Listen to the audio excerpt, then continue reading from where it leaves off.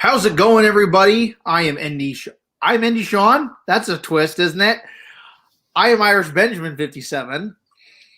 And I'm ND Sean 45. I'm the one that has the goatee, not the full beard. Ben, you are the full bearded guy. It's been a day, man. It's been an absolute day. What a way to start a new shift for the time being today. So yeah, it's been a heck of a day, man. Good day, but a busy day. So lots of quote unquote fires to be put out. We might as well not give away all our energy because we got a big fat goose egg watching right now. Yeah, bummer. Let's see if we can get some people in here. So does this go on YouTube too? Is this going on? We see StreamYard. This is for us to operate, but yes, this is airing on YouTube. Yes, I got you. Yeah. I'm a little new to all this. Yeah, StreamYard. This has been a great go-to program. I love it. Yeah, a lot of people use it. You post anything on Twitter? Yes, I did. Okay. I did. I posted the promo I did last night was on Twitter, and we're up to 3 people now. Awesome. There you go. Woohoo! We got 3.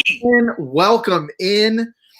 So we haven't said anything significant yet, just to let you all know that are popping in here. But we're waiting for people to show up. Believe me, once we have a few more, things are going to get pretty interesting. Not going to lie. So, yeah, Ben, you had some things you wanted to talk about first, hence the title of this live stream, Trigger Warning, Shots Will Be Fired. So why don't you go ahead and fire those shots right now? I know you're anxious to. I'm anxious to. Yes. So for people that don't know, the Ohio State-Maryland game has been canceled due to COVID outbreaks and all that. Unlike Notre Dame, Notre Dame had a game canceled earlier in the season. We were supposed to play Wake Forest as our first road game. Shannon MK82. What's up? How are you? I hope I pronounced your name correctly. I was almost going to pronounce that as Shinnok from Mortal Kombat. There you go. Maybe. I butchered the crap out of that right there. Anyway, back to the whole Wake Forest situation. So yeah, that game was postponed and pushed to December. With Ohio State and Maryland, this game will not be made up. Ohio State and Maryland are both losing a game off their schedule. So potentially for Ohio State, you can only play now 8 games. If Ohio State makes it to the championship, they would have 8 games and then a potential quote-unquote 8-0 record. So here's my thing. If you have and you've lost a game and then you're 8-0, you should automatically be disqualified from even getting an opportunity to play in the college football playoff. I'd be fine with that, because I've been saying it all this time. The Big Ten and the Big 12, or I'm sorry, the Big 12, the Pac-12. Sorry. Yep. They have had their time and their chances to play from the start. Yep. And they decided not to. And do I think that's going to happen? No, I don't. They'll put Ohio State in if they're undefeated. I can see that totally happening. Craig, how are you doing? What's up, Craig? We're doing pretty good tonight. It's been a pretty awesome day so far. But yeah, I don't understand how you can put them in with that.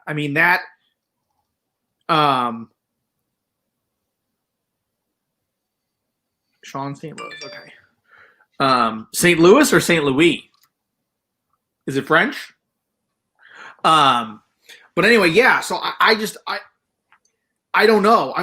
I guess voters will have to consider that, and all that. But see, now, how can it be fair to all the other teams that play 12 games, potentially 13, if you're playing in a championship, a conference championship that is, and then have a 7-0 team leapfrog other teams?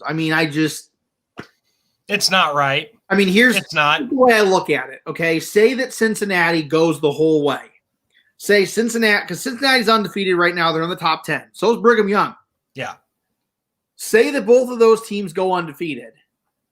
Okay. Brigham Young's not playing in a conference championship. They're on their own. They're basically like independent. They're just playing teams. Cincinnati will potentially play in a conference championship. Say that Cincinnati wins their conference championship. Do you not put in a 12-0 Cincinnati team that's won a championship over a 7-0 undefeated Ohio State team? I mean, yeah. So, and that's my thing. So how I don't see how you can. I don't. I really don't. If they play 12 games like everybody else, let them have it. Yeah. I got you. Perfect. I'm originally from St. Louis.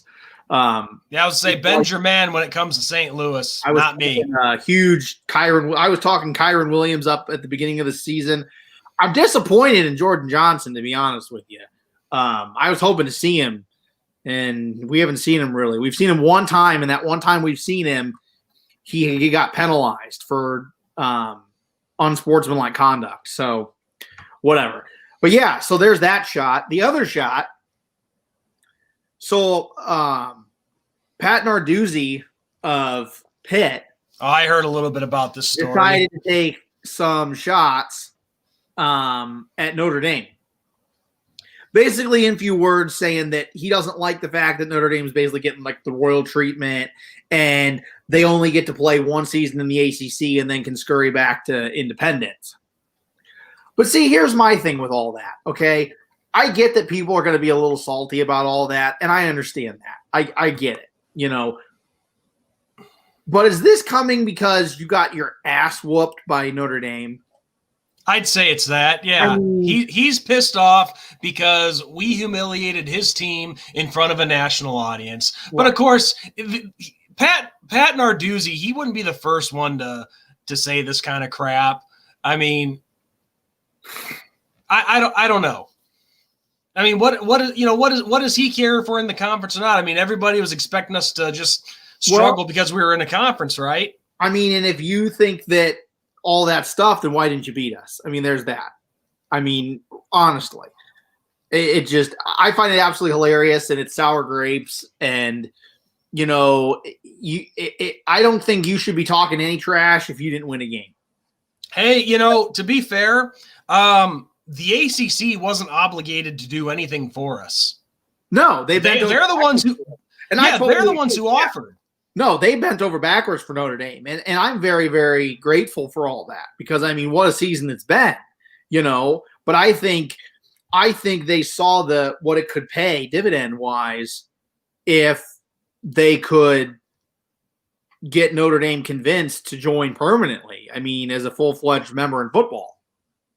I mean, then they would have Notre Dame in every sport except for one that Notre Dame plays, and that's hockey, which makes sense because it's a Southern Conference team or conference. I mean, so and hockey, college hockey is set up differently too, as far as conferences go. I mean, and granted, there are hockey teams in Southern states, and I mean, University of Alabama has a hockey team. Did you know that? I mean, I do recall that. Yeah. Well, I just, it's crazy, but yeah. So it is what it is. Switching gears a tidbit, Craig says, yeah, I wanted to address this. If we finish 11-0 but lose badly in the ACC championship game, do you think they keep us out of the playoff because we beat Clemson without Lawrence? That is kind of my fear, Craig. I'm not going to lie. My fear is that we won that game against Clemson last week, and then we lose the ACC championship. They could keep us out. But if we lost that game, get redemption in the ACC championship, and win the whole thing ACC championship-wise, I don't see how they keep you out. So because at that point we would have done everything that they asked of us. Right. So I don't know. I mean, it'll be really up to the voters. The only thing I can really go off of is when Mizzou was number one and they played Oklahoma in the Big 12 championship when they were still in the Big 12, and they just got absolutely annihilated. They ended up not even getting an NY6 bowl. And people complained in Missouri, because I was living there at the time, that it was unfair that, Mizzou had one loss and they weren't in it. But you can't lose a conference championship like that. If you lose by 3 points, it's one thing. If you lose by 30, it's another. So, right. I mean, it's the voters. And the other thing I always say with the voters in Notre Dame is they don't like Notre Dame. They look for every reason to keep Notre Dame out. I mean, CBS posted an article the day after Notre Dame beat Clemson in double overtime saying that Clemson was still a playoff team and Notre Dame wasn't yet. I mean, what does that tell you about the way that the world looks at Notre Dame? It says a lot. It says that we're basically we can't have one single flaw on our resume. If we do, we're out. So, I mean, only time will tell. I hope if we do lose, I hope we don't. But if we do lose, I hope it's like 3 or 4 points, not a bunch. Because if it's a bunch, then yeah, I could definitely see Notre Dame getting excluded, And, I mean, Clemson's not going to jump Notre Dame. I mean, do we think that the Irish and Tigers will play again? And what about Ohio State? Well, if we went out and Clemson wins out, then yeah, we're going to play each other again. Who Clemson's got left? I already looked at their schedule. They're tough. They have Florida State, Virginia Tech, and shoot, I forgot who else. Pittsburgh. In my opinion, Virginia Tech has the best chance to beat them. Yeah, because it's at Lane Stadium. So, yeah, the unfortunate thing is that Clemson doesn't play North Carolina, and I think the only other team other than Notre Dame, Miami, and Clemson that's in the conference right now that could do any damage to Clemson at all would be UNC.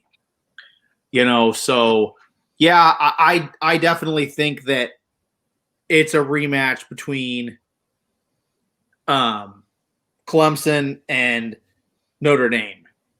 And yeah. We addressed Ohio State a little earlier. I don't know how you can let them in if they have if they're 7-0. I would give Ohio State a little bit if they went up against like an undefeated Michigan team and beat them. But at this point, Michigan has 2 losses, and both of the losses that Michigan has lost aren't that great. I mean, the first loss was to Michigan State, who is 0-2, I think 1-2 now, I think.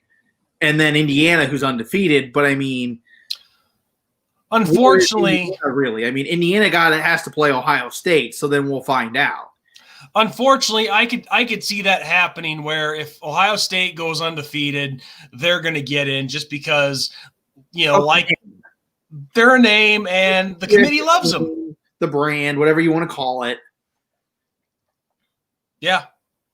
And Craig is absolutely – ESPN hates us to death. Oh, yeah. I mean, it should tell you everything when they actually file a lawsuit against a university. I mean, ESPN literally filed a lawsuit against Notre Dame to try to get arrest records of a couple players that were involved in an incident a few years ago. I mean, that should tell you everything you need to know right there. So, yeah, ESPN definitely hates us, and that's why I put no stock in what they have to say. I mean, and we saw it the other week. George Bashura, our good friend, asked Desmond a question, and Desmond beat around the bush and didn't even give him a straight answer. I mean, so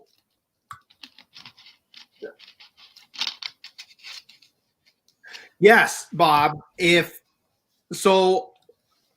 best case scenario, I think, for Notre Dame would be that Clemson loses again. Miami has 1 loss, finishes the season with 1 loss, gets to the ACC championship, and plays Notre Dame in the conference championship. And I would love that. I think the stars would align for that game, and there would be a lot of good karma coming into that. Because, I mean, we owe Miami a loss. I mean, we owe them for what they did to us down in Miami. Really, Craig? And Shannon, I'll come back to you in just a second. But Craig says, did you guys see that Brian Kelly played the 1993 game against BC for the team to show them that you can't take BC lightly? I love it. Craig, if he did do that, I love it too, because history does have a knack of repeating itself, and we cannot let it repeat this Saturday. That's for sure. And historically, Boston College plays Notre Dame tough. I mean, and I always have said, I've said it in every video that I've ever done about rivalries. It doesn't matter the record. It doesn't matter who's injured, who's not playing, who is playing. It doesn't matter rank. When you're playing a rival, it's different.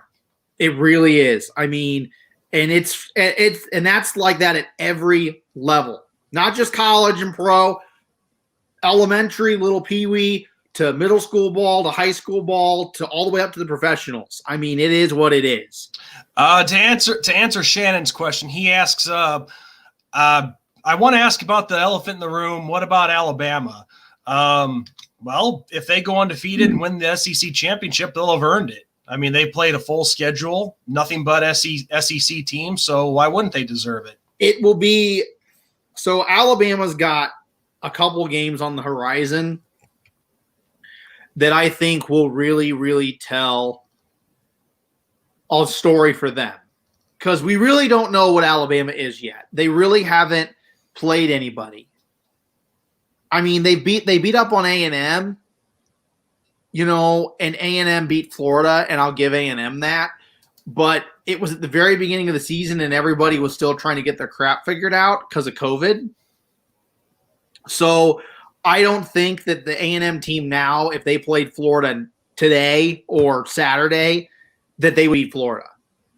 I mean, the way that Florida just dismantled Georgia the other week.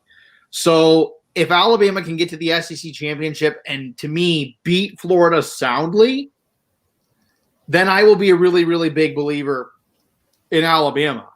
But if Alabama struggles against Florida in the SEC championship, or Florida beats them, then there you go. So I don't really know what Alabama is right now. I mean, obviously they're the gold standard. Them, Clemson, and Ohio State on good years are the gold standard. Those are who you're chasing.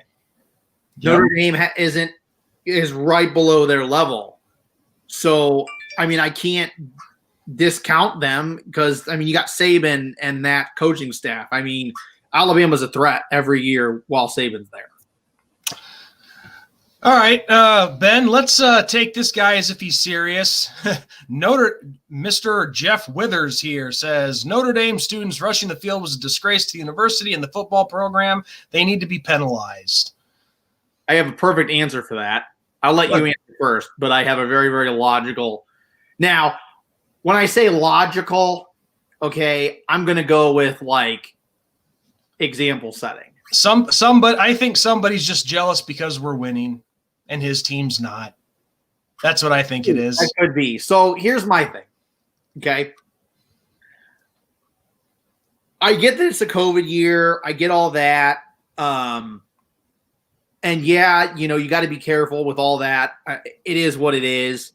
But here's what I have to say about all that.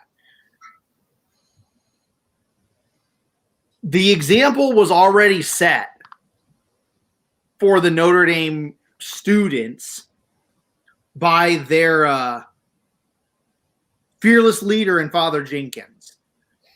So I don't know how many people in this room currently watching understand and know what really went down with Father Jenkins, but Father Jenkins went to Amy Barrett's. I can't remember her middle name. What's Amy Barrett Coney? Amy Coney Barrett. Amy Coney Barrett, yes. When she got in and she got the seat that she was at and all that, Father Jenkins went to D.C. and he was in the social crowd with her getting in. Now, Father Jenkins was seen in a crowd of people not wearing a mask, not socially distancing it, and even giving people hugs. Okay? at this huge like get together with Trump and a bunch of other people. Now, I'm not bringing politics into this, but what I'm saying is Father Jenkins goes and sets the example, quote unquote. And then the students do what they do. And then Father Jenkins issues a letter Sunday saying he's disappointed. But really, can you say that you're disappointed because you set the example first? Now, I'm not saying any of it's right. I'm not, okay? I get the seriousness and implications of this, of COVID. I get it, okay? But, I mean, there's that. And come on, okay?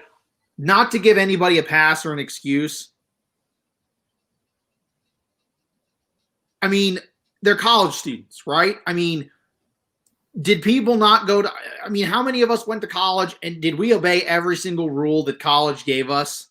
I mean, did we do what we were mature supposed to do and all that? No, we didn't.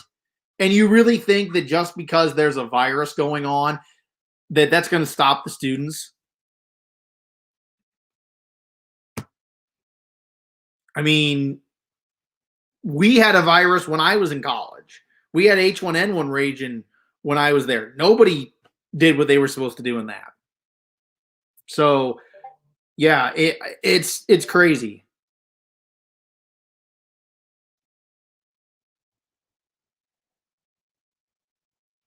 You still with me, Sean?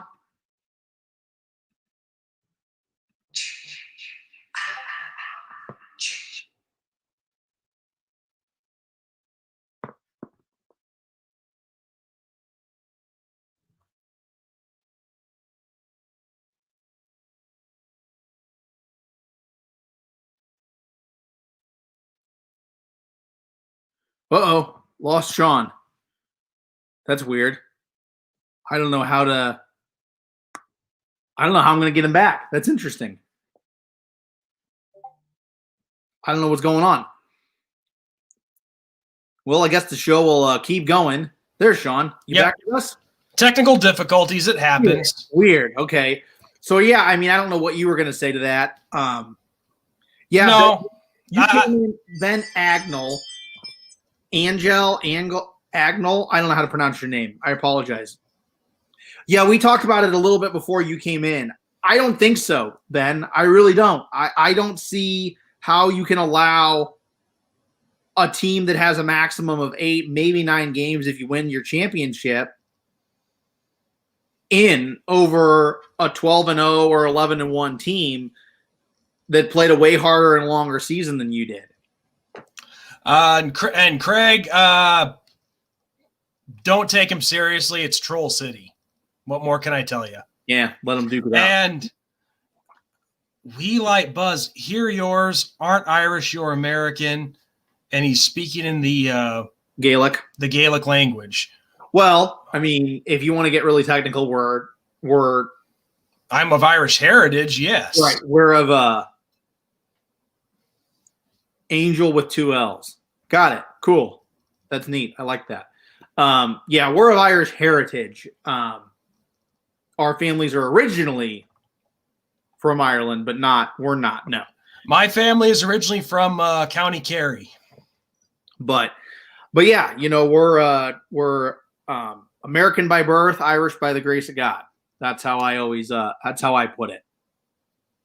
But yeah, you know, Ben, it's going to be really interesting to see what happens, and it's going to be up to the voters. Now, I could see them being lenient with like a 9-0 Indiana. Like if Indiana can go the distance, they can get to that championship, beat Ohio State to get to the championship, and then play whoever they will play in the championship. And they're 9-0. I could see 9-0 Indiana getting it. I could see that. And I would like to see that. I would love to see a 9-0 Indiana get in the college football playoff. I think that would be wicked. But I just don't know how it is, quote unquote, fair to other teams that have played 12 games minimum. You know, we were talking about it earlier. How do you, if Cincinnati goes undefeated 12-0, Brigham Young goes 11-0, how do you put a 7-0 Ohio State over them? Hang on, Ben. 1 second. Yeah, no problem.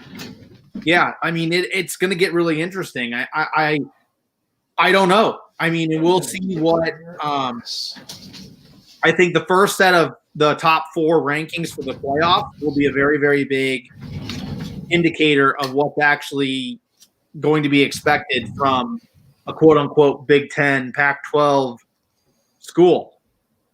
Sorry, Ben, about that, but I have a cat who's going to get his ass kicked after this stream is over because he pissed on my floor. Uh-oh. But he's also been sick, too. He's been peeing out a little blood, too.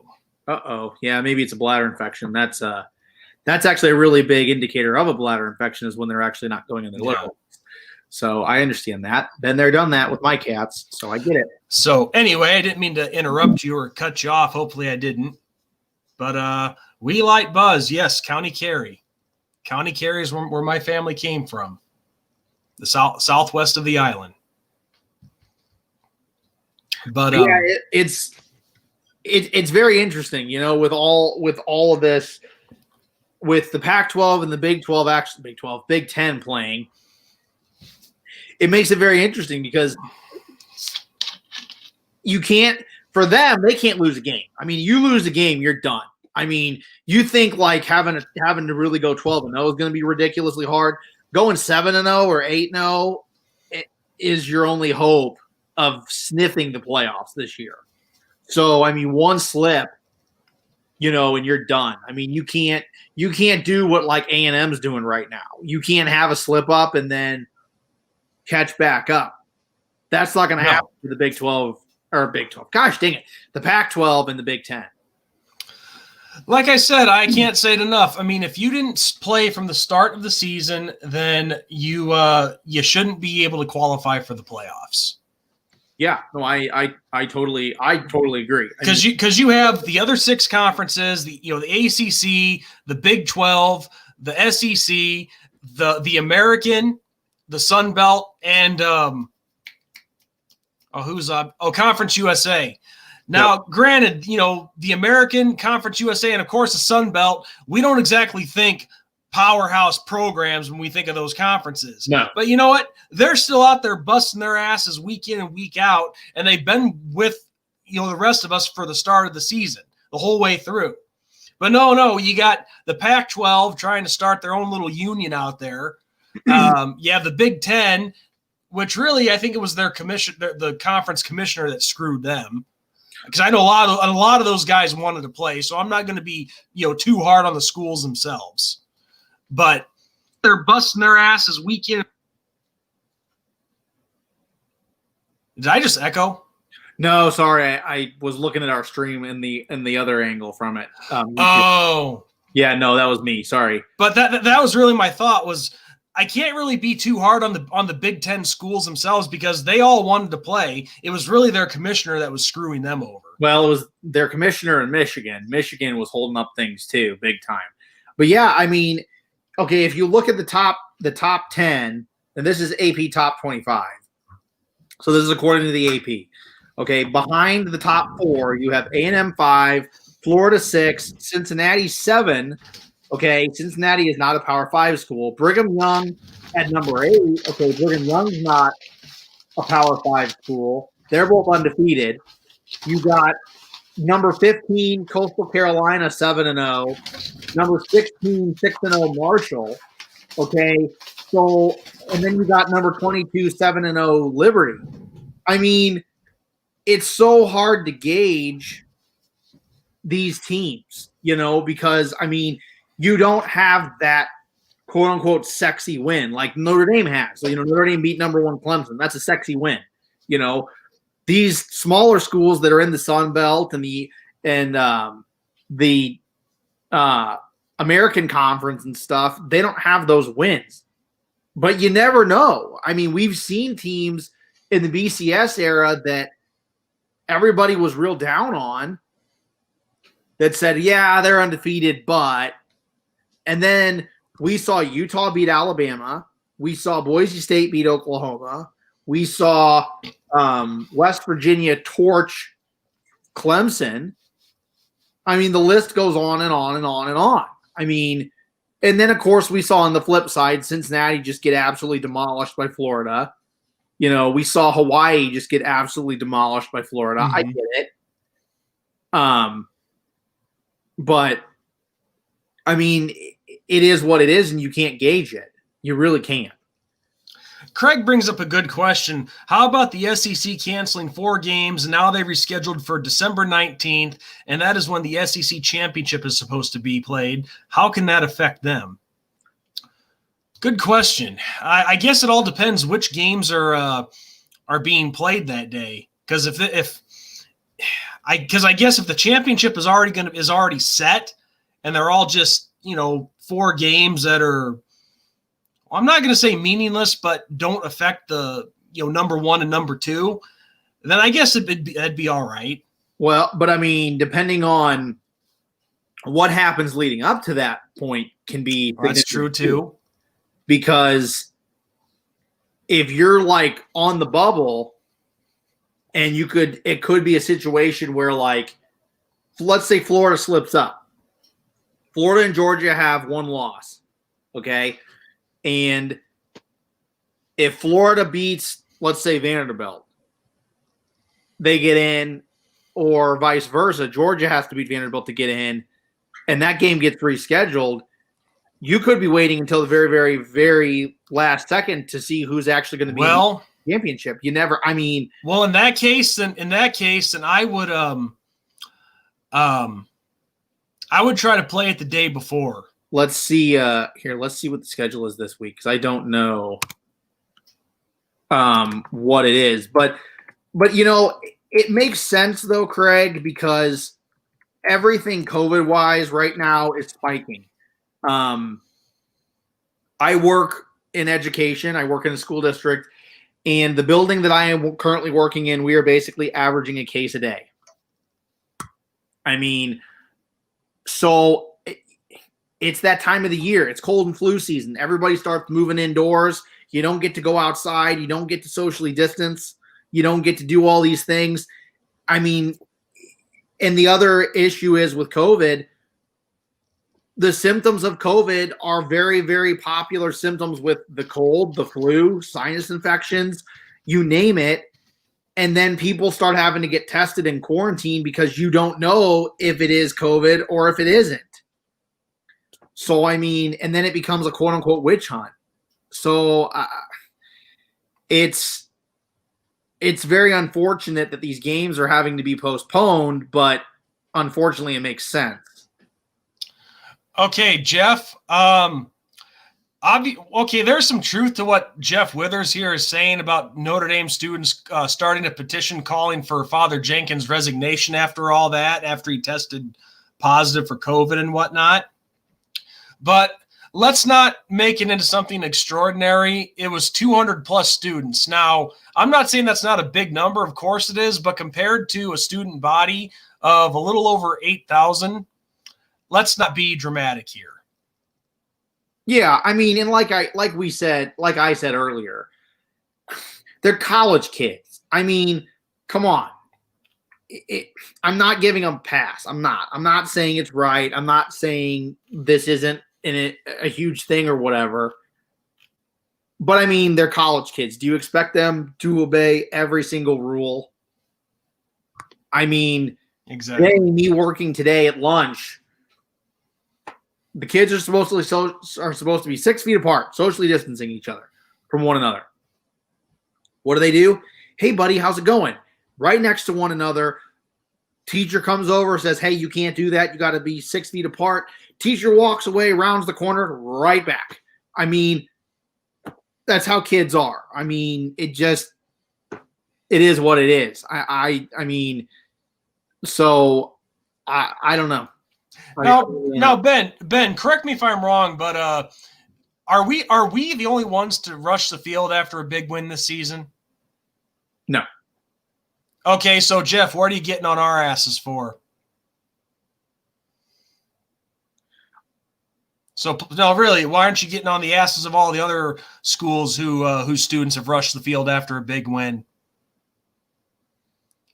Because it's a little bit hypocritical that you're so harsh on us but you don't seem to have a problem with it happening elsewhere. And of course, I'm not stupid. I can spot what's going on a mile away. So the game that was postponed in the SEC is Georgia and Missouri. I mean, Missouri upset Florida. I mean, Missouri beat Florida. So, I mean, there's that. I mean, Missouri could be a team that could potentially beat Georgia. Do I think it'll happen? Probably not, but it could. So that could be a direct and huge impact for a potential SEC championship and who gets in and who doesn't. Who else is the other one that is postponed? I am not seeing another. Alex, what's up, man? The point that I'm making is, okay, I'm not saying this guy is wrong, but you can't just put it solely on Notre Dame because this has happened at several other campuses too. Yeah, I mean, and like I said,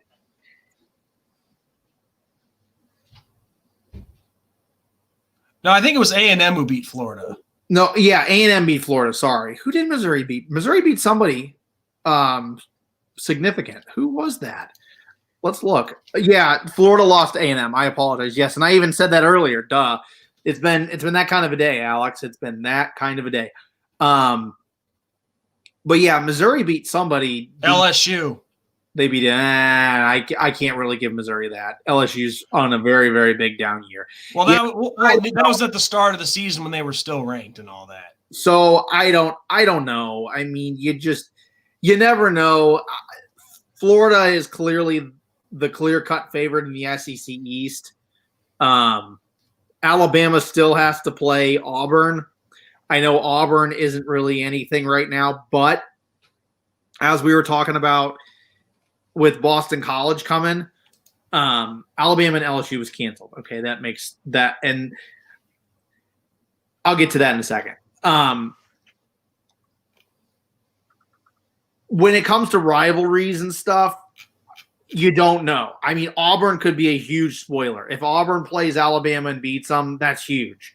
And I mean, that can be, and it can happen. I don't care if Auburn is 0-11 coming into that game. And Roy, how you doing? And Alabama's 11-0 coming into that game. I don't care. Auburn could still beat Alabama. I mean, that's the rivalry, and that's what we're concerned about with Boston College this weekend. I mean, we've seen it in the past. Boston College is down on their luck, not having the best season, having an okay season, beats undefeated Notre Dame or a one-loss Notre Dame team. So you never know. I say it every time rivalry-wise. You can't count out a rival ever. Doesn't matter what the situation is. Can't count them out. Oh, and real quick, Ben, Roy Boy here. He's the one who tried to call me out. Oh, really? For saying that all the haters and the naysayers in our own fan base can kiss my ass and go to hell. Roy, I'm not sorry for that. And if our fan base didn't have so much of those kind of people in it, you wouldn't even hear me say that. So, but I was well justified for saying that to all the naysayers. And yeah, so yeah, no, I don't feel any remorse about calling that as it is. But yeah, Craig, Alabama and LSU was canceled. If it was a different year, and not talking COVID, I mean, like, if LSU was actually like the LSU team they were last year and this game was canceled, then yeah, that would be very, very, very significant. But Alabama would just absolutely destroy and pound LSU this year. I mean, LSU has looked very, very bad, and that's because they basically lost their entire team to the draft last year. I mean, yeah. I think there were only like 4 or 5 guys that weren't drafted last year off that LSU squad. So, I mean, that's what happens. It's a rebuilding time for LSU. To me, that's not a significant impact. Like I said, if it was like when Alabama and LSU played each other in the national championship a few years ago, then yeah, that would be significant. But this year, no, not so much. It is what it is. Right. I mean, when you lose a bunch of you know, when like you said, when you lose a bunch of your talented players to the draft, yeah, you're not going to be left with much. That's where you strongly rely on your recruiting. I mean, look at Clemson. You know, we had a few people after that game that thought that we were disrespecting Clemson. But of course, the fool doesn't take the time to watch the whole video. But we were very complimentary to Clemson and Dabo Swinney of how well he recruits. Oh yeah, because look at all the guys, all that Clemson did not have this past week, and they still were ready to play, and they made it a game. That says a lot about your recruiting when you can recruit all these guys who are ready to play. Yeah. Oh yeah. I mean, and we said it in the recap. I mean, DJ for Clemson, dude, that kid, he's an amazing athlete. I mean, to say that he's a freshman, if I had not known that he was a freshman coming into that game, I would have said he was a senior. I mean, honestly, you know, he's a freak. He's an absolute monster, and I think he could potentially have a better career than Trevor Lawrence. Mike Biederman, what's up, dude? Happy early birthday. And don't read anything into the Friday the 13th garbage. No, I got plans for Friday the 13th tomorrow. Yeah, same here. Sitting down and watching one of the Friday the 13ths, and that's right up my alley, man. Fun fact, I was born right near Camp Crystal Lake. It's an actual place. You never told me that. Yeah, I'm from Voorhees, New Jersey. That's where they get the name Jason Voorhees. There is an actual Camp Crystal Lake out there. Yeah, I'm from that area in New Jersey, and even more coincidental, I actually lived off of Elm Street at one point. You're on a roll. So yeah, it's interesting how all that works. So yeah, no, there's nothing coincidental. You know, don't worry about any of that weird voodoo bullshit. If anybody knows that reference, then you get a major pat on the back and a high five from me. Well, Roy, I appreciate that very much. And hey, don't think that I had a problem with you. Don't think that you're one of the people that I was calling out. Not at all.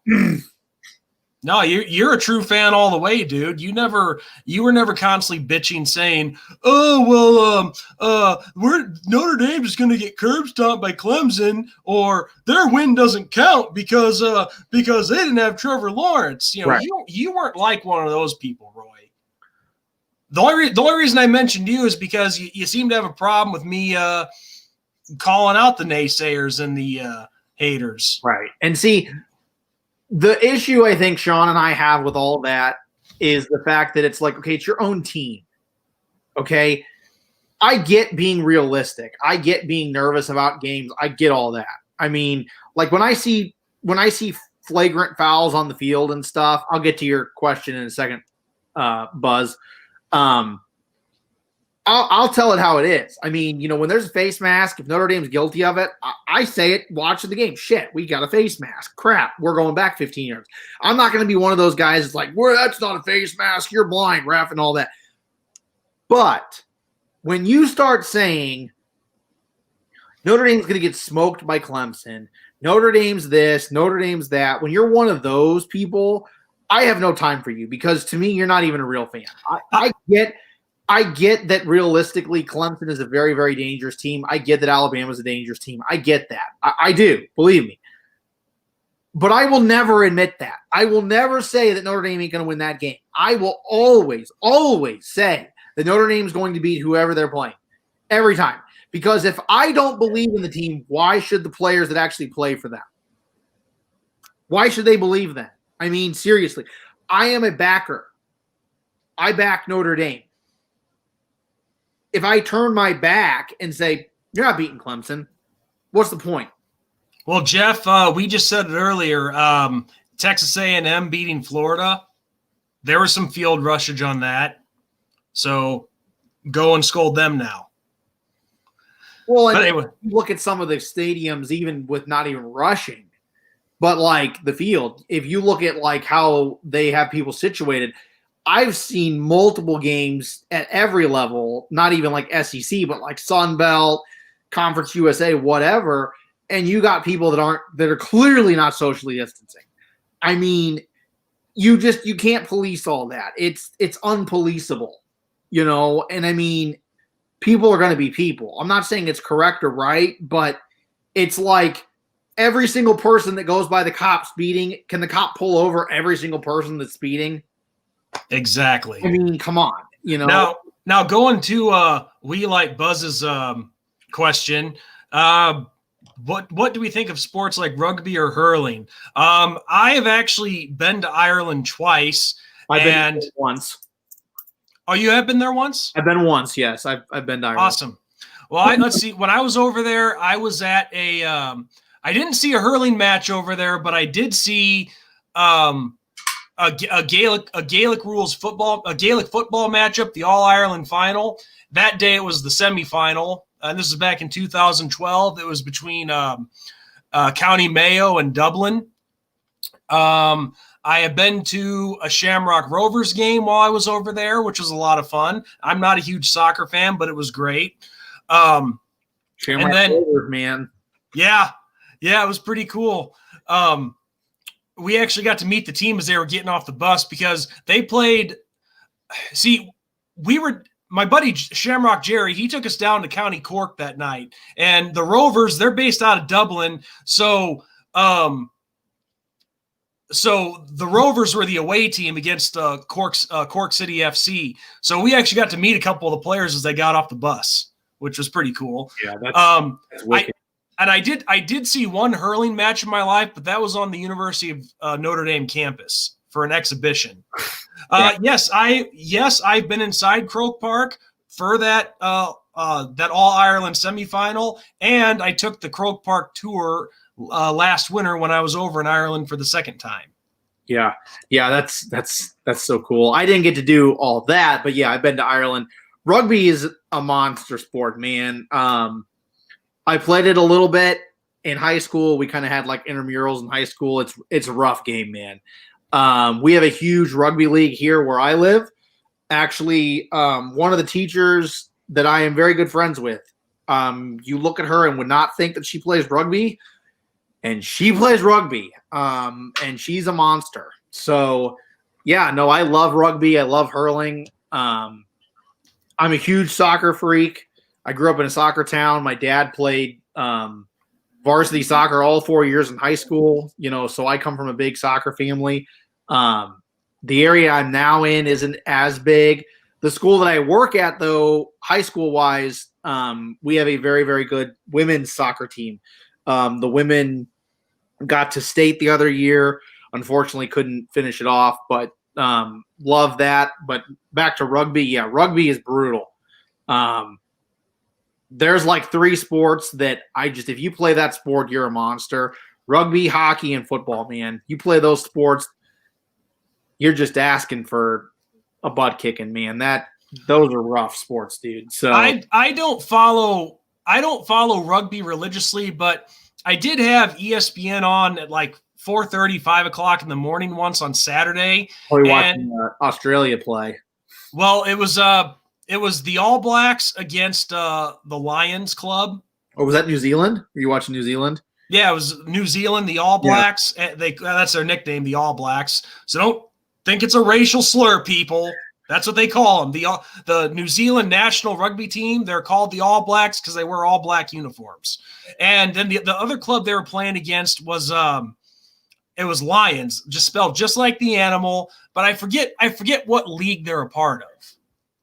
Yeah, well, it might have been if you're watching, it was probably either Australia or New Zealand, probably. But yeah, they're rough sports, man. They're cool to watch. I freaking love rugby. Rugby's like a blend of soccer and meets football, man. And I know that sounds really weird to say, but you have to be able to run like a soccer, like as far as a soccer or quote unquote football, European football player, but then you got to be able to hit and take hits like guys in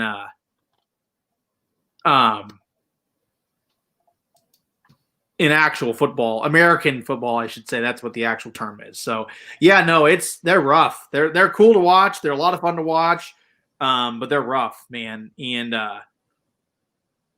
I think if I wasn't married, I'd probably play it a little more than I do now. But I don't know if the wife would be too keen on me doing stuff like that. I mean, I can barely get up on a ladder without getting scolded. So, I mean, I get where her heart is and I get what she means, but it is what it is. Yeah. Go ahead. Sorry. No, I was just trying to think of something to say. No, they themselves really well, Roy, for whatever. I mean, they really do.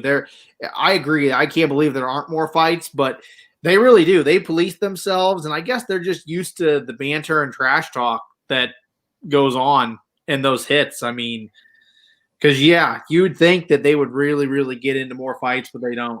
So, well, of course, I do know that with rugby, I mean what's it called? The scrum? No, nothing to do with this. Nothing to do with the gameplay itself. Six Nations, the Six Nations. That's always a huge tournament every year. Is it every year or every few years? I'm not a big enough fan to give you a straight answer on that. I'd have to look that up. Well, it's just the six countries in we got Ireland, England, Scotland, Wales, Italy, and then they call it the Six Nations. Six Nations tournament. Yeah, I'm not sure if it's every year or every few years.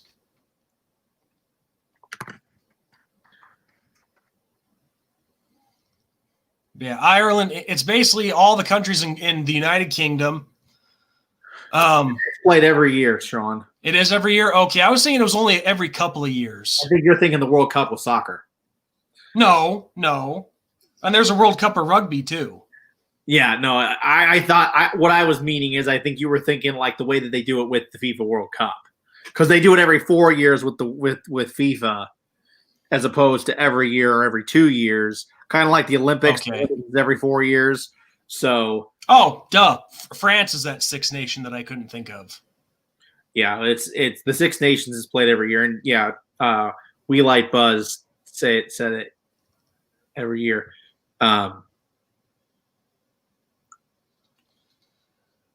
Jeff Withers, another stroke showing up to start problems.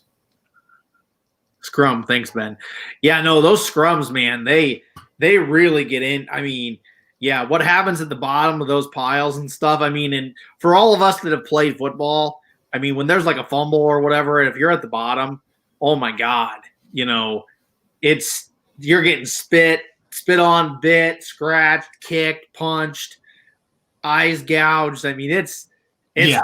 I remember I was playing and I was a fullback, and it was like goal. We were going in. It was goal line or whatever on the 1 yard line, and I went in there and it was just a mass of bodies. And I mean, I had like a million dudes on top of me, and I mean, I had every little thing you can imagine done to me. My mom was called very, very bad names. I mean, it was so, yeah, I can only imagine what's going on in those scrums. Like just it's crazy. They're not saying asshole. They're calling one another wankers. Oh yeah. No, I mean, it's incredible. It really is. I can't imagine. That's why you see so many guys with their ears taped and stuff, man. They don't want none of that. Like when you're they probably learned from Mike Tyson, Holyfield, number 2. I actually was watching that the other night. And yeah, when you go back and I'm not trying to change the subject, but when you go back and watch that fight, damn, Tyson really did get him good. Oh yeah, dude. Holyfield actually came to my high school to talk, and he talked about that fight. And I mean, yeah, it was pretty significant. It was a significant bite, man. Like, that's dirty. That's the most dirtiest thing you could do. I mean, I can't believe that. That's like something you see in the movies when you're fighting for your life, not like boxing. Like, yeah. So, well, going back to the whole rugby thing, you talk about guys taping up their ears and whatnot. I remember watching, because like in each matchup of the Six Nations tournament, they always play the country's national anthems, of course. And I remember them just going down the line, showing all these guys, and like almost like half of them had their ears taped up. Oh yeah, no, you don't want. I mean, especially like if you're, like me, and you got some big freaking honking ears, man, you're gonna get those things ripped off. Like you can't let that happen. You only get one of those, two of those technically. I mean, those don't grow back. So, and by the way, we have the link here. If anybody wants to join us and have a couple words, you're more than welcome to. You cool with that, Ben? If somebody wants to come on? Oh, yeah. I was like, what are you talking about? Yeah, no, yeah. If you want to come on, you're more than happy to chat with us. But be warned, if you start getting out of hand, we will kick you off. So, yep. Here is the link if any of you guys care to join us. We try to keep it as PG to PG-13 as humanly possible. Things slip from time to time, but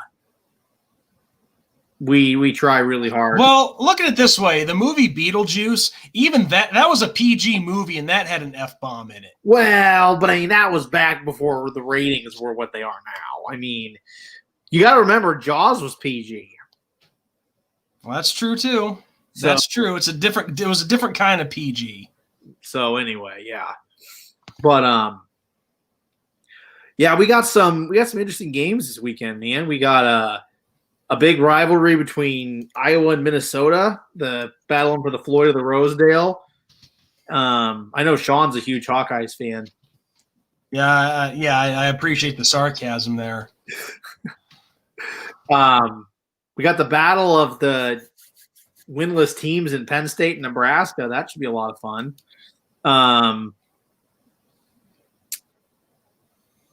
Let's see. Who else we got here?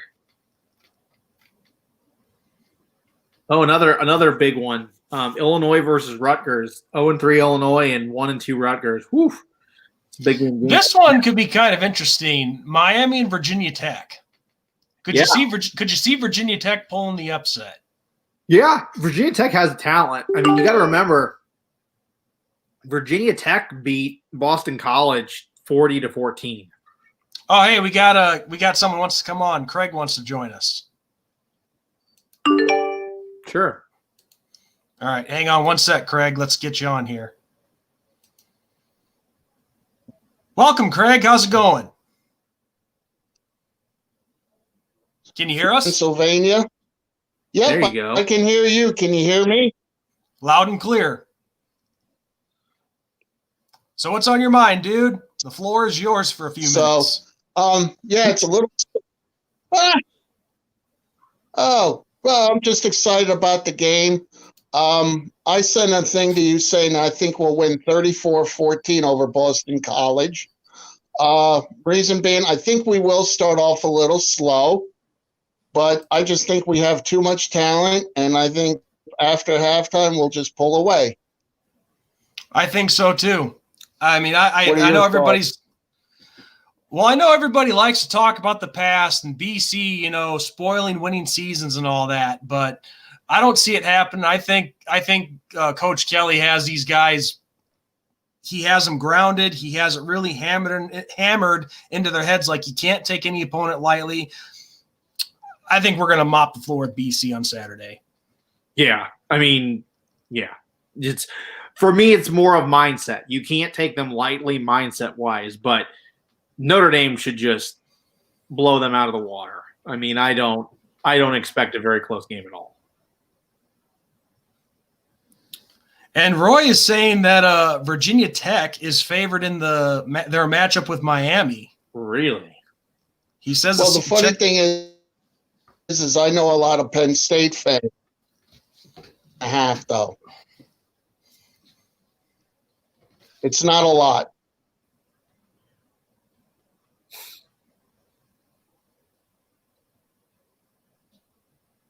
So, but I'm I'm sorry. really excited. I think we're showing the nation, hey. Okay. No, I was just gonna say what all you were saying about Penn State. We lost for a second. I heard you were and then nothing. You were kind of breaking up there, Craig.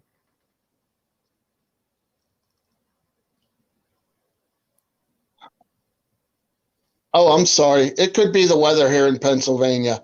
Anyway, it's all good. I got a letter back, and I took it for granted. And I said, "Well, look at your team. You got a starting quarterback. You're 0-3, and you're looking terrible this year." Yeah. Well, yeah, it's just the typical haters, I mean, and not to take a major shot at Penn State, but I mean, Penn State really hasn't been the same since they lost Joe Paterno. I mean, honestly, they really haven't been the same. And I mean, people can say what they want about, Notre Dame didn't play Trevor Lawrence and all that, but DJ put up over 400 yards against this elite defense. We made them pass, and he made us pay when they passed. It went into double overtime. You can't say that it wasn't a deserved victory. And I mean, to me, DJ played or would have played as well as Trevor Lawrence would have. I mean, that's just the way I look at it. So, yeah, no, it's just a typical hater that's wanting to say, in the Penn State wise, is what I should say, saying that this is how it is with Notre Dame. And we're used to it. We're one of those teams that everybody likes to hate us, and it is what it is. Yeah, it's just like Jeff Withers here. He's pissed off because his team's not doing so hot, so he comes here to bully us. Isn't that right, Jeff? Isn't that right? That's what you're here to do. Come on, admit it. And you say I can't have fun with them, Ben. Oh, I told you. You got to have fun with it. Yeah, so I mean, we'll see what happens with Boston College. You never know. You really don't, and that's my concern. You just don't know who you're getting. And, I get a lot of stuff from people. Yeah, no, believe me, I'm deep in Fighting Illini territory. So you'd be amazed at how. I don't know if you guys saw the thing that. Go ahead.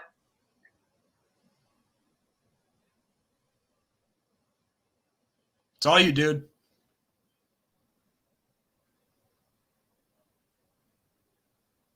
No, I was going to say it's just funny how people just seem to. Oh, I think we lost him. Damn. Darn, man.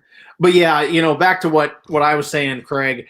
I mean, I'm deep in Fighting Illini territory, and I mean, you'd be amazed at what people say. I mean, it's Notre Dame's this, Notre Dame's that. Really, you root for Illinois, for crying out loud. I mean, you guys can't even beat a freaking high school team. I mean, come on. Okay, hey, he's back. So what were you saying? Oh, man, I jinxed it. Dang it. Shut up, Ben. Sorry. Gosh. Jeff Withers, I agree with Craig Sebring's prediction. Good call. No, he doesn't. But, yeah, so exactly. Being in – look, I love this. I love the state that I'm from. I don't love its politics, of course, but that's another story. But, yeah, nobody from Illini country, unless it's basketball, has any room to talk. Yeah. I think Notre Dame plays the Fighting Illini this year in basketball. No, we play or is it next year? Maybe it's next year that we're going to play the Fighting Illini. We play two Big Ten teams in basketball. It's Ohio State. Three. Ohio State's game number 1, I think, this season too for men's basketball. All right, Craig. This is a third time's a charm. Yeah, I was going to say he took the words right out of my mouth.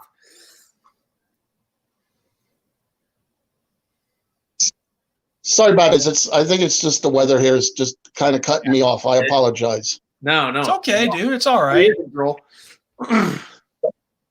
So, yeah, I'm excited. I think I looked at the future schedule for Notre Dame, and we actually picked Michigan State and Purdue up in a couple years.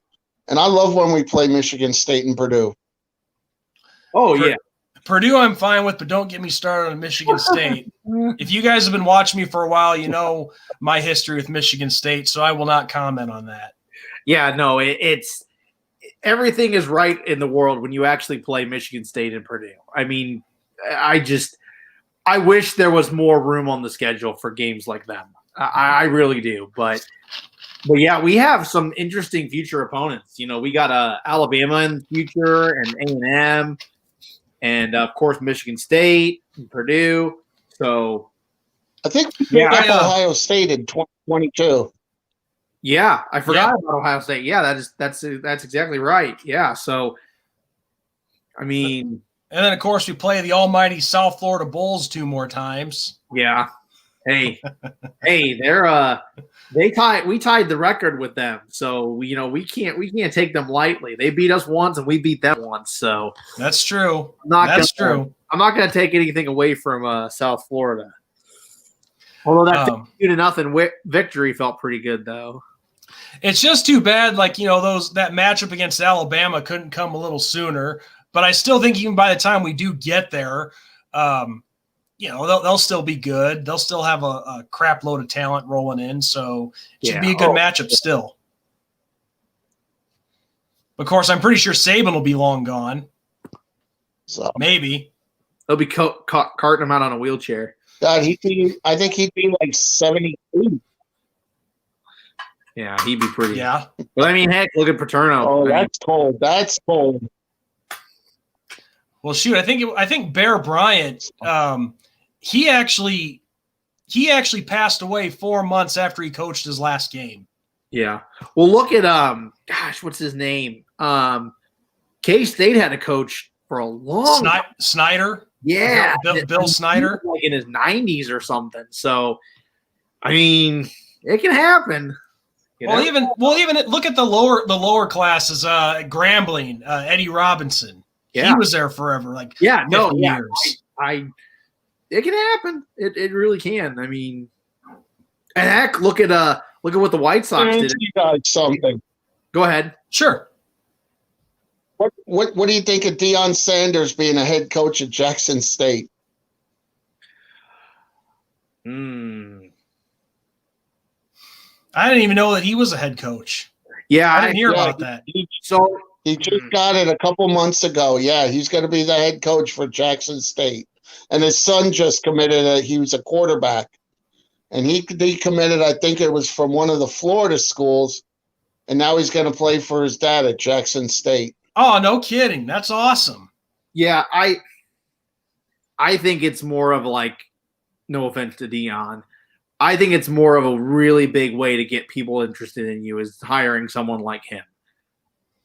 I don't know what kind of a coach he will be because I don't think very, very, very, very talented people like Deion Sanders become good coaches. Most really, really good coaches weren't the Deion Sanders, LeBron James of the world. They're the guys that literally had to do the fundamentals to become decent at their position and their skill sets. It's like when Michael Jordan was saying he wanted to coach, and LeBron has said that he wants to coach. I just don't think that they would be able to understand it the way that other people do. I really don't. So I think the Deion Sanders will fall in that category. I think he's a great motivator, sure, and he's been through it all, definitely. But I don't think someone like him could relate to some of these guys that need to work on fundamentals and develop. That's just me, though. I agree. I think it's more of a sideshow more than anything. Oh, yeah. Yeah. I hate to say it, but it's true. I mean, just because a guy was a phenomenal player doesn't mean that he's going to make a great coach. I mean, Ben and I have had this conversation many times. Let's break it down to another level. Some guys are better coordinators than they are head coaches. Yep. Yeah. So, I mean, you got to go with your skill set. I agree. So, I'm going to get off. I just finished watching the show. Love the show. Appreciate Keep it. Up. And thanks. I'm going to steal your line, Sean. Go Irish. Hey, that's not just my line. That's all of our lines. Notre Dame country's line, man. You can't. That's Have a good night. I'm going to finish listening to you two. All right. Thanks for being a regular viewer, Craig. It's always a pleasure to talk to you. More than you know. Oh, I love you. I love listening to you guys, and I always show my Irish colors with pride, win or lose. Damn right, man. Damn right. Can't Have do a good night, guys. Yeah, you too. Take it easy, Craig. Yeah, if you look at good coaches, I mean, you look at like elite, really good coaches. Go look at what they did in their careers, in their said sports. I mean, what'd Phil Jackson do? Where did Nick Saban play football? You know? Let's see. It's not a Power 5 school. So, well, obviously somebody mentioned it in the comments. I know one of his early stops was in East Lansing. Well, I'm talking playing career. I'm not even talking coaching. You know, you look at all these big name coaches, they don't come from elite places. Let me guess. He played Saban played at South Alabama, didn't he? I'm pretty sure it's Kent State. Kent State? Pretty sure. But I mean, and that just goes to show you. I mean, you know. No, Jeff. He did. Craig did not have a speech impediment. He had a bad connection. No, it's a bad connection. Yeah, Saban played at Kent State. I mean, look at I mean, you can go down the list of great coaches. You can. I mean, Krzyzewski didn't play at a big name school. No, he played at Army under Bob Knight. That's right, he did, didn't he? Bob Knight was the coach of Army at one point. I mean, and look at what Krzyzewski has done in his career. Look at what Phil Jackson did with the Bulls. Look at what Saban's done. I mean, these guys weren't guys that went and had dominant NFL, NBA, MLB, you name it, careers. Let's stick with our own team here. Lou Holtz, his playing career was at freaking Akron, if I'm not mistaken. Yeah, I mean, the list goes on, and then you look at these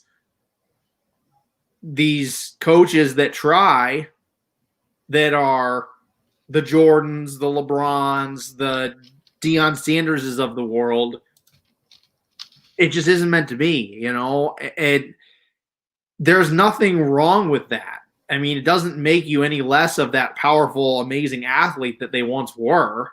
It's just, it is how it is. I mean, and I think that's, yeah, Michigan. Yeah, Saban's first gig was Michigan State. Yes.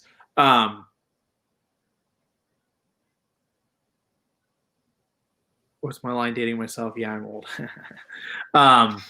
Yeah, no, Saban's had a bunch of stops before Alabama. I mean, you know, he coached Miami for a little while. I don't like talking about that. Not gonna lie, but he was at LSU. I mean, he won a championship at LSU. Yep. You know, so I you know, it is what it is, and that's. I mean, these guys that think they can go and be coaches, it just doesn't work out. I mean, you can go through so many people, and I mean, Lane Kiffin, Will Muschamp. I mean, Kirby Smart could be the next one. I mean, he was a coordinator and he hasn't done anything. Lovie Smith. I mean, you know all about Lovie Smith, Sean. I know all about Lovie Smith. Lovie Smith was the defensive coordinator of the Rams when I was living in St. Louis. Yep. He won a Super Bowl with the greatest show on turf. But that's what he was. He was a good defensive coordinator, not a good head coach. He's done nothing at University of Illinois. Nothing. Well, and speaking of Lovie Smith, since you brought him up, being a Bears fan, and it's quickly gone to a disaster this season. But one thing that people always bitch about with Lovie Smith is, he gets fired after a 10-win season. Well, he won 10 games, but they missed on the playoffs. Yeah. So what good are 10 wins if you don't make the playoffs? And I mean, if you're he had been given numerous chances. I just remember after that, that's when, Chris Rock got involved and playing the race card and all that shit. But I mean, like, the other thing that really helped Lovie, and I don't know how many people, especially like in Bears territory, would be willing to admit this because I'm on the outside looking in. that defense helped Lovie Smith. I mean, the only reason that the Bears got to the Super Bowl was because of that defense. I mean, that defense was, yes, Alex Saban was the head coach of the Dolphins. Don't want to talk about it. I'm not going to talk about it.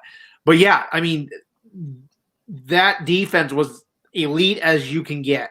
And that is the reason. There were so many times that season that the Bears went to the Super Bowl against the Colts that defense bailed out that offense big time. I mean, like pick sixes, fumble recoveries for touchdowns, flipping the field and stuff. Well, look at the 2006 Monday night.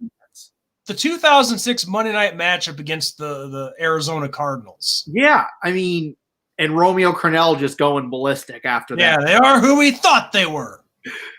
But yeah, I just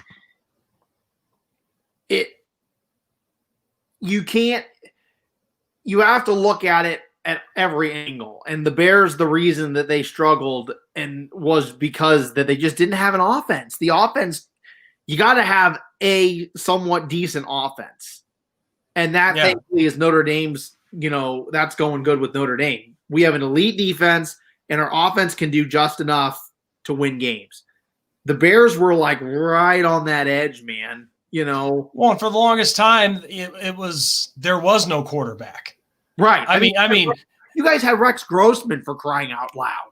Well, I'm talking before that with that franchise. Yeah. I mean, it took them drafting Jim McMahon and even George Halas, because yes, George Halas was still alive when they drafted McMahon, and Halas tells him, "You're too short. Your arm is suspect.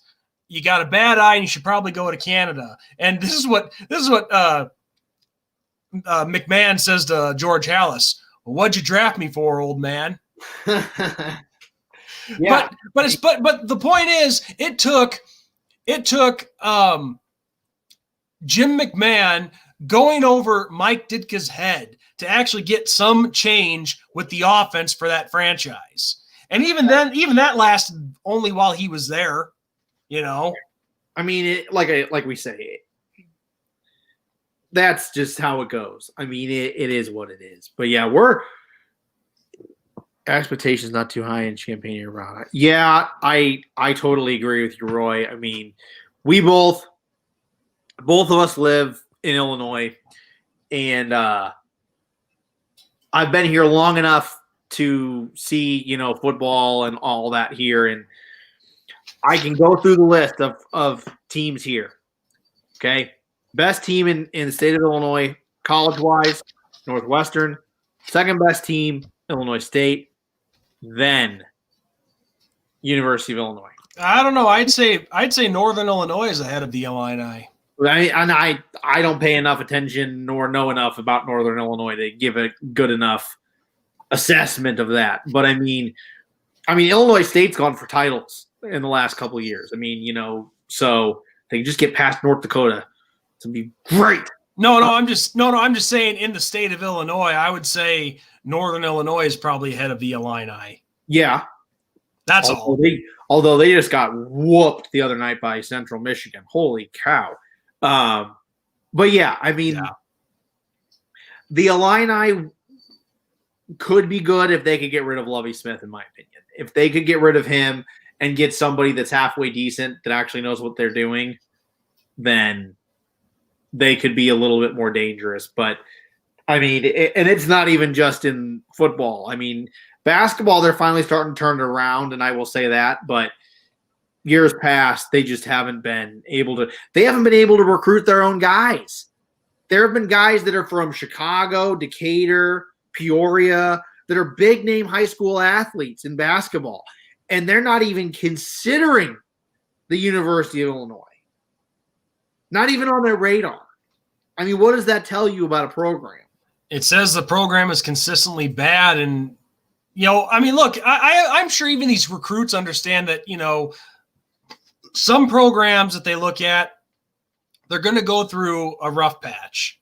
Oh, yeah. But they want to at least see improvement during that rough patch. Right. Like one of my really, really good friends, his daughter is best friends with a guy that's like his heart is set on Northwestern. And he's probably going to play for the Wildcats in football because his dad played there. I mean, some people are in love with the university. That's how it is. There's nothing wrong with that. I mean, I think that he might be talented enough to go somewhere else. And if a Notre Dame or Alabama comes knocking, then I think he'll go there. But or at the very least, give him a look. But I mean, some guys are in love, but then there are guys that aren't in love that doesn't matter if the University of Illinois is a block away. They're not even looking at him. Okay, just a quick change of subject here. Now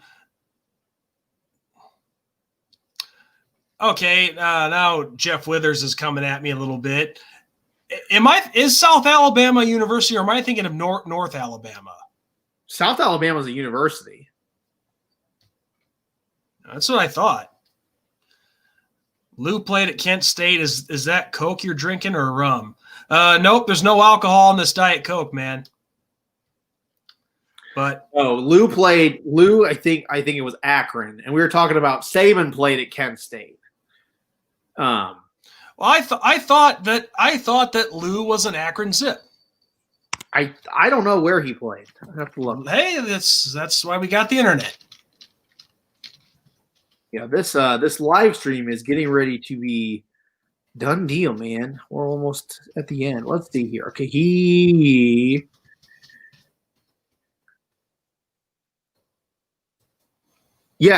Lou Holtz played at Kent State. Okay, I was thinking it was Akron. I thought he played at Akron. And then his coaching career is very, very big. Iowa, William Mary, Connecticut, South Carolina, Ohio State, William and Mary again, North Carolina, the Jets, University of Arkansas, University of Minnesota, of course, Notre Dame, and then finishing off with South Carolina. Yeah, William and Mary, he had plenty of success there. Yes, correct. Pretty decent success at Arkansas. So, but yeah, I don't know. I thought he played at Akron. My bad. Maybe I'm thinking of some other coach.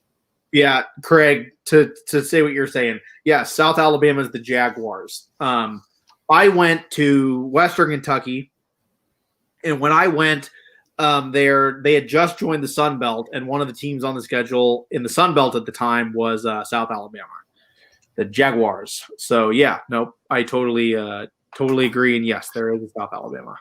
Unless he was saying that I thought Nick Saban played for South Alabama. Well, I just threw a name out there because I didn't know where Nick Saban played his football. Yeah, no, he played at Kent State. I mean, and like I said, these guys didn't have big careers. They weren't big name guys in those situations. I mean, Bob Stoops played for Iowa.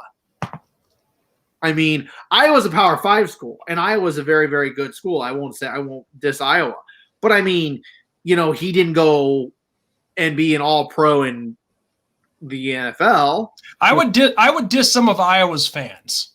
Well, yeah, but I mean, because you gotta think. Remember, Ben, I grew up about a little over an hour away from Iowa City. I've had my run-in with Iowa State fans, so believe me. Well, not so much Iowa State. I'm talking in general. I understand Iowans. I think it's Iowans. Yeah, Iowans. Well, I mean, that's all you got up there, man. Like, not to take shots, but I mean, well, put it this way: when I was back in high school, the two most hated kids in school were both Iowa fans. Yeah, well, yeah. And so they those two kind of gave Iowa a bad name for me, but yeah. I don't hold Iowa fans responsible for two douchebags. Right. Yeah, no, but I mean, it's one or the other for some of those fans. I mean, that's all you have, so you're just rabid, and then that's all you have, and you're very humble. I mean, I will tell you, I'll say it on here, and I don't know how many other people have had run-ins, but I've had two. I've had two awesome experiences with Nebraska. Nebraska fans are a very, very classy bunch. I cannot, and say with Oklahoma fans. I had run-ins with Oklahoma fans. and they are very, very classy too. I mean, there's always some rabid ones that aren't great, and I get it, but as a whole, fan base wise, they were very impressive. I experienced an Iowa State game with Iowa State fans. They were unruly. They are one of the worst fan bases I have ever come in contact with. Up there with the Philadelphia fan bases, I will say. I mean, that bad. So, yeah. I mean, and I think that says volumes about your program, though, too, I think. You know, how your fans are. Because I know when I think it was the Naval Academy played, I think it was Ohio State. I want to say Ohio State. The fans of Navy were very impressed. And then I've also heard the same with like Notre Dame. Teams that visit Notre Dame say, you know, Notre Dame's fan base is just so welcoming. You know, they're always very, very cordial and all that. So, I mean, I get making it a hostile environment on the field for an opposing team. I get that, but you don't have to be a jerk to other teams' fans. I mean, they're there loving their team, and they're there. Oh, there's a certain school up tickets to come to that game. So I mean, they're going to support the local economy. I mean, that's a good. Well, unfortunately, Ben, there's a certain school up north that treats the opposing fans like garbage. Yep. Oh, and their colors are blue and maize. And I wonder who they are. My uncle can speak. He can speak for this because he remembers every time he's been up to Ann Arbor, it's been the same thing. They'll throw beer cans at you. Oh yeah, and it's not even just Michigan; it's Michigan State too. Because sometimes beer bottles. Record here. I went on a date with a gal that went to St. Mary's, and they got to go to the Notre Dame games and all that. And she said they decided to take a road trip up north to Michigan State in East Lansing. And she was actually hit in the face with a full beer can that wasn't opened. Wow. And I mean, her and her friends were like pelted with these things, not like marshmallows or snowballs or something like that, like full beer cans, man. So, wow. Yeah, no, thank you. So, yeah, but, that's, we're at almost an hour and a half, Sean. Well, I know you were hinting at calling it a night, but we still have 5 people watching. Yeah, well. So if anybody have any questions for us, or anybody else want to get on and have a word with us, here is the link if you want to get on. Okay. That was not it. Okay, yeah. There is the link if you want to get on and talk with us. If you have a question for us, go ahead and ask. But yeah, honestly, I mean, Craig just made a comment. I went to Notre Dame versus Penn State back in 1989, and they were nasty.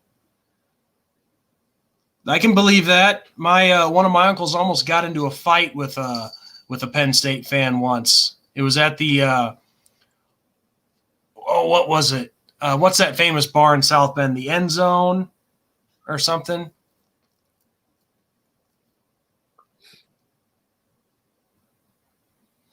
I think it was the End Zone. I could be wrong, but he got in a fight with a Penn State fan. It was in the early 80s, not 89, but still. But yeah, anyway, I was just going to comment with this Saturday against Boston College. I mean, I'm not taking Boston College lightly, but I'm not going to exactly be afraid of them either. No, I'm not afraid of them, but Notre Dame has habits of very unfortunate nature of playing down to opponents. And it is very, very irritating, and I will say that. And Boston College is dangerous. I mean, we've seen it this season. I mean, they took Clemson down to the wire. It took everything Clemson had to beat Boston College. And you got to remember, Clemson was playing at home against Boston College, not on the road in Chestnut Hill. Yeah. So Roy Boy says Wisconsin has rude fans, I've heard. Actually, Roy, I've been to a game at Camp Randall. It was about 4 or 5 years ago. They took on Indiana and they beat them like 56-3. So it was a big time beat down. But all the fans that I encountered up there were pretty cool. But of course, that's only one game. I was going to say, yeah, and that was a good game for them, so you never know. If they go their way, they might change their tune a little bit. And also I got it right in front of me. Lou Holtz's coaching, his coaching history from 1977 to 83, he was at Arkansas, and then 84 to 85, he was at Minnesota.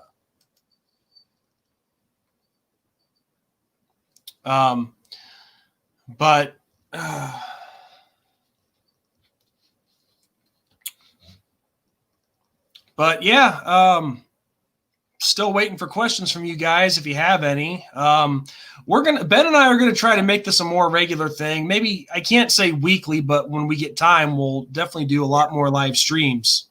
Unfortunately, I'm normally working at this time. That's why we're doing the live stream. My normal shift, I don't get off till almost midnight. I'm filling in for somebody right now and potentially could be a shoe-in for that job, but that's still to be determined. So that's why I'm doing this now. If I can get that position hour-wise, then we will do this quite regularly, and I would love to do it more regularly, but scheduling just doesn't allow for it. Unfortunately, Sean and I really can only do stuff on weekends due to the way that our schedules are. So, well, I used to work nights. Used to have a night job. Yeah. But we're on opposite ends of the spectrum right now when it comes to that. So nothing wrong with that. Got to make the money. Don't look down on anybody that works the night shift. I work it normally, so I get it. But just is what it is. So, well, just honestly, it doesn't matter if it's night or day. Just don't look down on the people who work everyday jobs. Yep. Totally agree.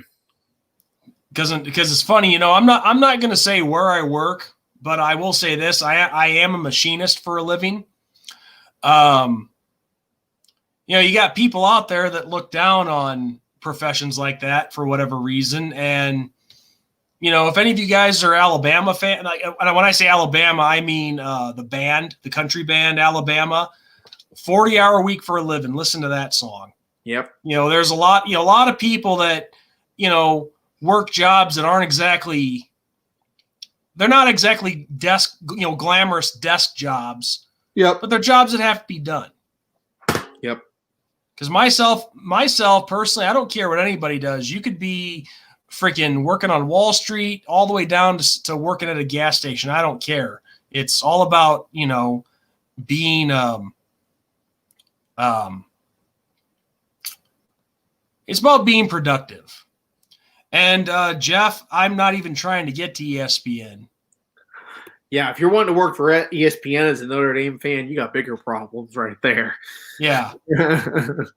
I'm not even trying to get to ESPN. I think I made it clear that I do this for fun. Espen? What kind of name is that? Espen? Espen? What's Espen?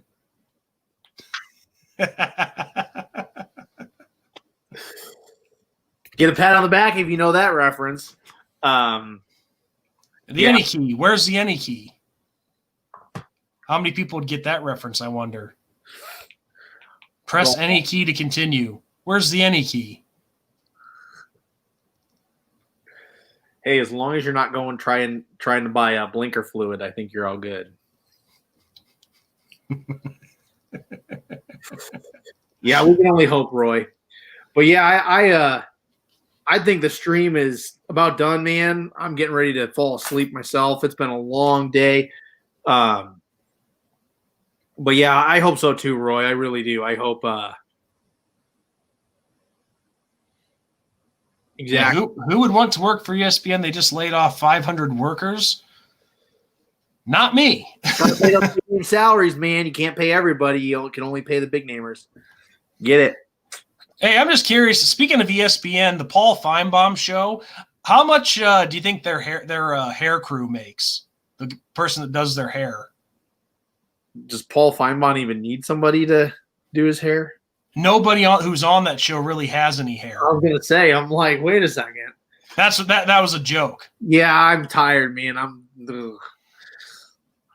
But see, I don't watch it. So I only know Paul Feinbaum. I don't know who else is even with him. So I was like, Paul might not need anybody, but I don't know what a couple.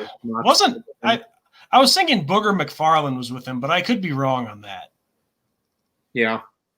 But yeah, I'll never forget since I brought him up. I'll never forget to this day when Paul Feinbaum said, "Oh, Notre Dame should never be allowed back in the playoff again because of what they did."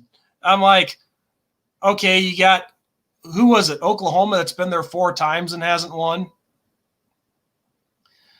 I mean, the fact that anybody takes people like that serious is beyond me. Yeah, it's like I said, they're all shock jocks just looking for clicks. But yeah, it is. It is what it is. Well, I'll say, speaking of shock jocks, I will say this: at least Howard Stern had some intelligence. Yeah, that's true. I think intelligence and common sense have gone by the wayside when it comes to a lot of that stuff these days. So, yeah. Nope. I'm worried about NC. Well, take it one step at a time. Yep. This week it's Boston College. We'll focus on North Carolina when we cross that bridge. But yeah, you never know. They're a very talented football team. Mac Brown's done a phenomenal job in a basketball hotbed. I will say that. So, yeah. But well, it's funny. We got some people coming in here. We're about to call it quits, and we got 7 people watching. Oh. Now I hope you don't ever show your face in here because I don't want to picture that. Playing that game, I don't like it. Yeah, North Carolina. Yeah, no, I don't like it either. I don't like that it's Friday night. No, they changed it. It's a Friday afternoon game. Yeah, 2:30 start time, so 3:30 Eastern, I think it is for regular time. But yeah, we'll see what happens. I mean, I don't know. It is what it is. Can't focus on it, but I don't got much else, Sean. What do you got?